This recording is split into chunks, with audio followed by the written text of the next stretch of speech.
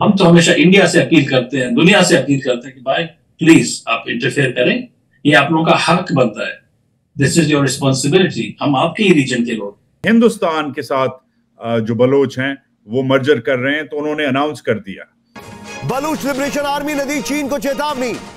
पाकिस्तान और चीन को दो बड़ी चेतावनी, नहीं हटे तो मरने के लिए तैयार रहो। स्टेट की कमजोरी के हालात ये हैं कि जो आपका लेफ्टिनेंट कर्नल खालिद अमीर है और उसके पुलिस भाई, एक उसके भाईजान हैं जो एसएचओ है पुलिस के, मेरे ख्याल एसएचओ ही होंगे, हो सकता है कांस्टेबल भी हो। चीमा साहब उनको जब वो ले जा चुके हैं, इस वक्त उनकी वीडियो वायरल है और वो मिन्नतें तरले कर रहे हैं कि गवर्नमेंट को चाहिए कि इनकी मुतालबात को मान लिया जाए।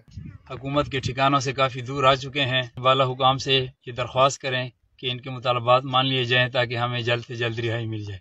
दूसरी बात ये कि अब हमें ये देखना है कि उन्होंने डिमांड्स क्या पेश की हैं। तो देखिए, ये तो अथॉरिटीज बेहतर जानती होंगी कि उन्होंने क्या डिमांड्स रखी हैं। बलूचिस्तान के जो नौजवान हैं उनसे मैं ये कहूंगा, उनको रुलाएं जिन्होंने आपकी माओ बहनों को रुलाया। कभी हम सुनते हैं जी बलोचिस्तान में भी अफगानिस्तान की इन्वॉल्वमेंट कहीं ना कहीं मौजूद है, वो भी मुसलमान हम भी मुसलमान आपस में लड़ रहे हैं। वैसे आप या हम लोग ये कहते हैं जी ये यहूदियों की साजिश है। Why weren't you at this meeting? क्यों नहीं गए? आपका सूबा है। जब मुझसे उन्होंने राब्ता किया तो मैंने कैटेगोरिकली कह दिया कि आपका भी टाइम जाया होगा, मेरा भी टाइम जाया। कि अगवा करके लेके जा रहे हैं और इतने धड़ल्ले से, ये इसलिए काफी कंसर्न होना चाहिए कि वो ऐसे लोगों को उन्होंने उठाया है कि जो खुद सिक्योरिटी के जिम्मेदार होते हैं। इस तरह के बयान दे रहे हैं वो, जो कि इस वक्त पूरी मीडिया, सारा सोशल मीडिया देख रहा है, पाकिस्तान की बदनामी का बायस है। नमस्ते दोस्तों, जय हिंद। हिंदुस्तान स्पेशल में आपका स्वागत है दोस्तों। बलोच लिबरेशन आर्मी द्वारा बलोचिस्तान में सिलसिलेवार हमले शुरू करने के कुछ दिनों बाद, जिसमें 102 से अधिक लोग मारे गए, बलोच राजनीतिक नेता मेहरान मरी ने इस हिंसा को पाकिस्तान सरकार द्वारा दशकों से किए जा रहे दमन का अपरिहार्य जवाब बताया। मीडिया से बातचीत करते हुए उन्होंने कहा, मुझे लगता है कि यह मामला अपरिहार्य था। उन्होंने हाल ही के दिनों में कुछ हमले किए। जब आप लोगों के राष्ट्र को अपने अधीन करते हैं और उसमें तोड़फोड़ करते हैं तो आपको प्रतिक्रियाएं, नतीजे और परिणाम भुगतने होंगे। बलोचिस्तान की मुक्ति प्रक्रिया में यही हुआ है। मीडिया रिपोर्ट्स के अनुसार हमलों ने पाकिस्तान के दक्षिण पश्चिमी प्रांत बलोचिस्तान में पुलिस स्टेशनों, रेलवे लाइनों और राजमार्गों को निशाना बनाया, जो पिछले कई सालों में बलोच अलगाववादियों द्वारा किए गए सबसे व्यापक हमलों में से एक है। उन्होंने आगे कहा कि भारत का यह हक बनता है कि वह इंटरफेयर करे और बलोचिस्तान को आजादी दिलवाए। दूसरा, एक कर्नल को और उनकी फैमिली को अगवा कर लिया गया है। कैसे देखते हैं ताड़ साहब, पाकिस्तान की जो सिक्योरिटी सिचुएशन है ये हमारी फॉरेन पॉलिसी को भी अब बहुत बड़ी सतह पर मुतासर कर रही है? चीमा साहब, सबसे पहले तो मैं इंटीरियर मिनिस्टर साहब को ये पूछना चाहूंगा कि आपकी जॉब डिस्क्रिप्शन है कि पाकिस्तान को सेफ रखना, सिक्योर रखना, जो बाहर से आ रहे हो, अब आप दुनिया पे कितना अरसा ब्लेम करते रहेंगे? कभी कह देंगे CIA है, मुसाद है, रा है। अब लोग तंग आ चुके हैं, लोग सुकून चाहते हैं। आप कभी TTP को पाकिस्तान के अंदर ला के आबाद करते हैं, कभी अच्छे तालिबान, बुरे तालिबान, कभी फलां। आप खुदारा इस चीज से आगे बढ़ने की कोशिश करें अगर आपके पास सलाहियत है, वरना अपनी गलतियों को तस्लीम करें, अपनी कमजोरियों को तस्लीम कर लें। मेरे ख्याल में जब तक आप अपनी गलतियों को और कमजोरी को तस्लीम नहीं करते, आप इससे आगे नहीं बढ़ पाएंगे। चीमा साहब, आज का ब्लॉग में 2 किस्म के लोगों के नाम करना चाहूंगा, जो कि दहशतगर्दी के हवाले से ही है, जो कि इस 21वीं सेंचुरी में 2024 में इंसानियत के मुंह पर तमाचा है। एक शख्स का नाम महबूब हुसैन है, जो 26 अगस्त मूसा खेल बलूचिस्तान में 6 बच्चों का बाप, लिया से ताल्लुक, सिर्फ पंजाबी होने की वजह से उसको कत्ल कर दिया गया है। दूसरा, मैं आज उन लोगों के लिए बात करना चाहूंगा जिनको बांग्लादेश में उनके फेथ बेस यानी कि हिंदुओं को इंतकाम का निशाना बनाया जा रहा है। उनकी गलती क्या है? बांग्लादेश में पैदा हुए हैं, वही जबान बोलते हैं, वही कपड़े पहनते हैं, लेकिन उनके फेथ की सजा दी जा रही है 21वीं सेंचुरी के अंदर।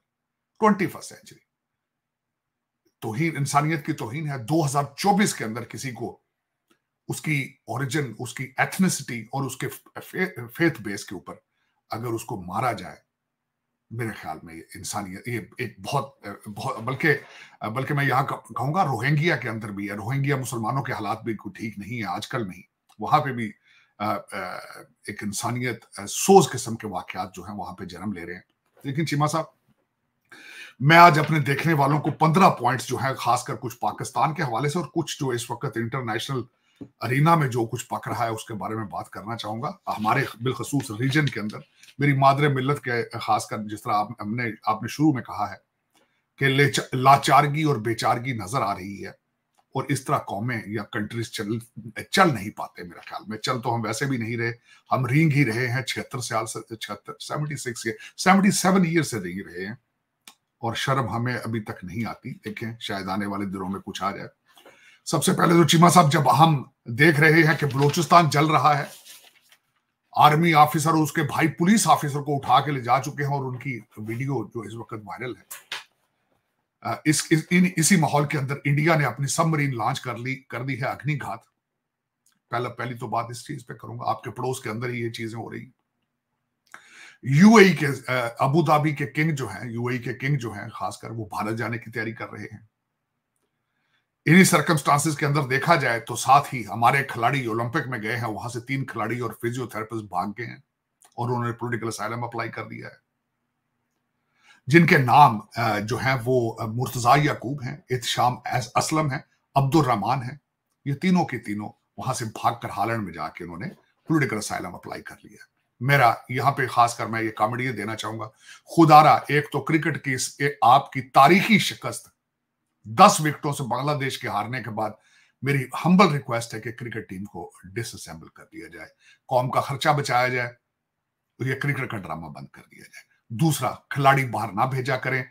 कौम के खर्चे पे आप टिकट देकर भेजते हैं और वहां पे वो पॉलिटिकल असाइलम अप्लाई करते हैं। पहले जापान के अंदर आपकी स्विमिंग टीम गई थी, वहां के कई खिलाड़ी भी वापस नहीं आए। आप अपने मुल्क से बाहर जाने की सलाहियत नहीं रखते, प्लीज कोशिश करें कि कौम का खून पसीने के जो टिकट आप खरीदते हैं आप उससे इज्तनाब करें। तीसरी अगली बात, चौथा पॉइंट जो मैं इसमें बोलना चाहूंगा, खान साहब मुर्शद पाक ने जहां पे 3 दफा उनका अमला चेंज हुआ है, वो अपना पेशेंस लूज करते नजर आ रहे हैं। वहां एक पुलिस वाला डीएसपी था, उसके साथ अगले दिन बदतमीजी की हद तक गए, और अदालत में उन्होंने 4 दरखास्तें दी हैं, जिसमें एक दरखास्त ये थी कि मेरे बच्चों को मुझसे बात नहीं कराने दी जाती। तो जब उनसे पुलिस वालों से पूछा जज ने कि इसकी बात क्यों नहीं कराते, उन्होंने कहा जी हम बात कराते हैं, इनके बच्चे फोन ही नहीं उठाते। तीसरा, उससे आगे हम चलेंगे जो खासकर सियासी और जब दूसरे हालात देखे जा रहे हैं, एक कल परसों से बड़ी ये खबर आ रही है कि इंडिया के अंदर जो ट्रेनों को डीरेल करने के लिए हमारे एक फरतुल्लाह गौरी साहब हैं, उन्होंने दरखास्त की है कि मेरे जो सपोर्टर भारत के अंदर हैं वो इंडिया की ट्रेनों को डीरेल करने की कोशिश करें, जो कि मैं और टेलीग्राम पर ये खबर आई। तशवीशनाक है।